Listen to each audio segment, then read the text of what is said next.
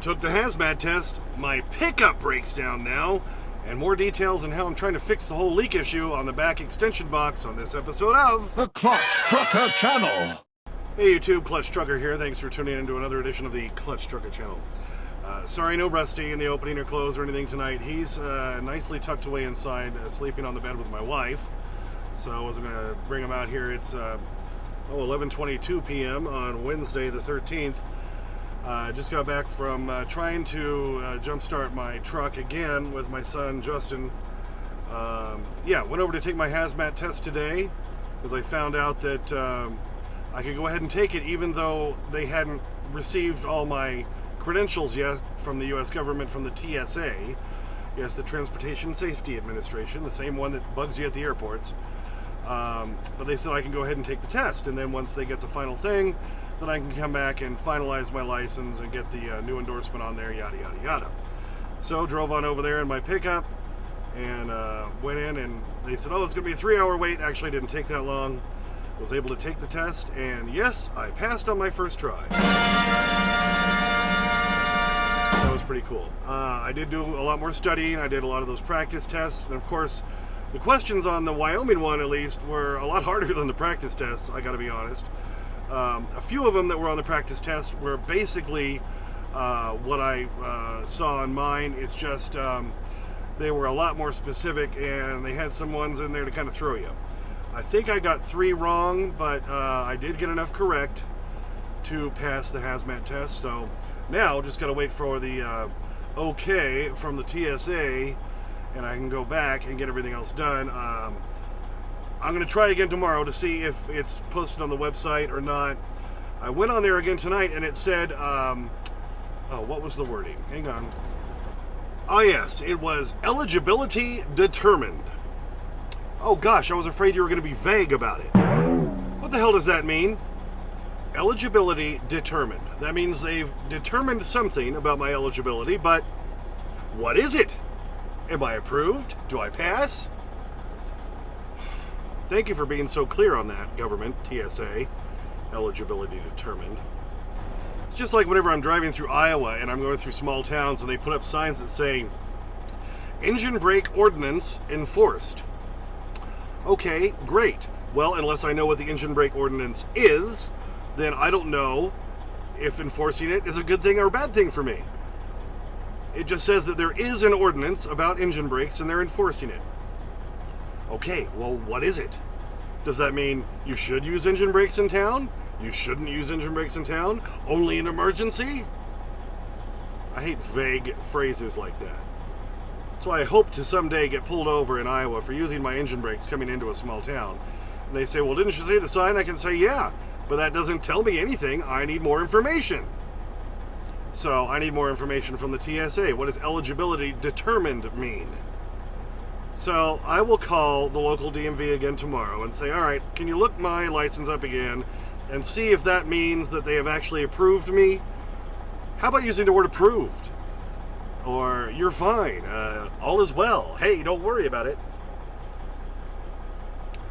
So I'll try tomorrow, because it would sure be nice if I could still then get everything finalized while I'm still home before I go back out for another couple of weeks, at least. So kind of be cool. I did get my title finally, because I paid off this truck last summer, but then I never had a chance to run down and get my title finalized so they can take Daimler Chrysler off of there, who I paid the truck through. I wanted a nice clean title, so I was able to get that done. My son had to just run me over there because we had to leave the pickup. We got it up to the McDonald's at College Drive and I-25, and then it broke down again, or crapped out again. We tried jump starting it a few more times. I have determined at this point that it's the alternator. We got it backed into a spot there, and of course it's going to have to be towed to get repaired, or else I'm going to have to go to O'Reilly and just buy an alternator tomorrow and go down and replace it myself. It's not that hard. I've done it before. So we'll see. One way or another, I'm going to get that fixed tomorrow.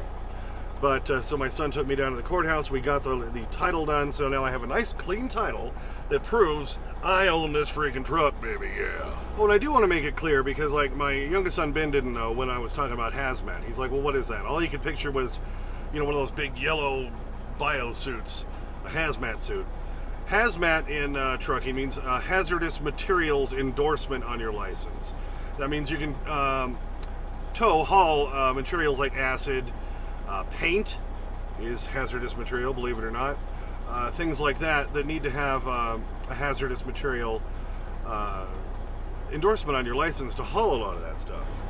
So that was the test I took that I passed, and I'll be able to get that back on my license, which means then if I switch to a hazardous materials carrier, then I hopefully can start making better rates and making more money again, where, well, at least the last month and a half since I've been out here, I've lost money because of all the extra repairs I had with like the trailer wheels and everything else. You look at what I brought in and what I had to spend on the truck and what I made on each run, and I've been losing money, working non-stop and losing money. So that's why I decided, yeah, something has to change, and so that's what I'm working on right now.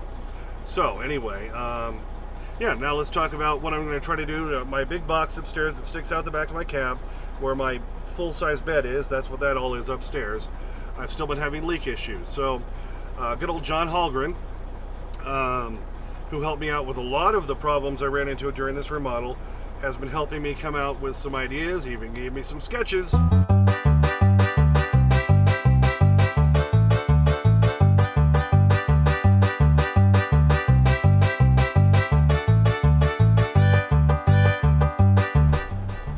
He's so helpful as far as that goes, and he's really good as a sounding board, because then we'll talk about, I'll say, hey, here's what I'm thinking. He said, well, we'll try this. What about that?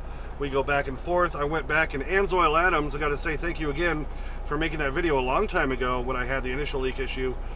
For your suggestions, we've taken kind of a combination of some of that and some of what John and I kind of figured out. I'm using this diamond plate rubberized flooring. That's going to be my I'm taking a little bit of Anzoil Adams ideas. I'm making a flashing, but I'm going to use this flooring coming over from the top of the cab, dropping down a little bit, then hitting this slope on the rest of the box, so everything will run off. And especially then that'll help in the wintertime if I'm parked at night and a whole bunch of snow lands up there. Once the sun comes out and it starts to turn back into water, it'll fall off. That's kind of the whole idea. So John and I went back and forth and came up with some different ideas, and I'll try to remember to film some of this as I'm working on it tomorrow. And if I'll have to have an extra day, I'll have to call Bo and say I need another day, but I'm going to try to get as much of this done as I can, because I really don't want to go back out on the road with this thing still leaking. So that'll be the whole goal right there. What do you think? Well, thanks for tuning in for that one. Sorry, no Rusty in this one. He'll be probably in the next video at least. I'll make sure, even if I'm still home, I'll make sure I get him and bring him on out here for that. Didn't know I'd be dealing with the pickup issue. And then John had suggested, well, maybe one of your battery terminals is just a little bit loose. He had that issue on his car years ago. My son and I went back over tonight trying to make sure those were tightened down well enough, recharging it again, and now we've at least determined it is definitely the alternator.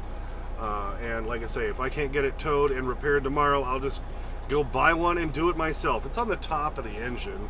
2 bolts hold it on, 2 things that plug in. The hardest part is prying the belt on and back off. But I know on a pickup I had years ago, I did replace one myself. It's not the toughest thing in the world. Okay, thanks for tuning in. Please subscribe, please like and comment if you would like to, only if you'd like to. I get to your comments as soon as I can. Sometimes it takes a day or two because I'm a working truck driver. Ring that bell for notifications so you know when the new videos come out. There's Clutch Trucker at Instagram, Clutch Trucker at Twitter, and as always, sniff that magic YouTube fairy dust. Clutch End, Rusty sleeping inside, out. All right, you want to get into it? Let's get into it. Okay, Jack, let's start off with that shirt. What, my flannel shirt? I love this shirt. Yeah, Jack, you've been wearing that shirt so long around the house, it can walk around the house by itself. And how about your beard? Oh, the beard? Okay, well, the beard is in its transitional stage. When it comes in, it's gonna look great.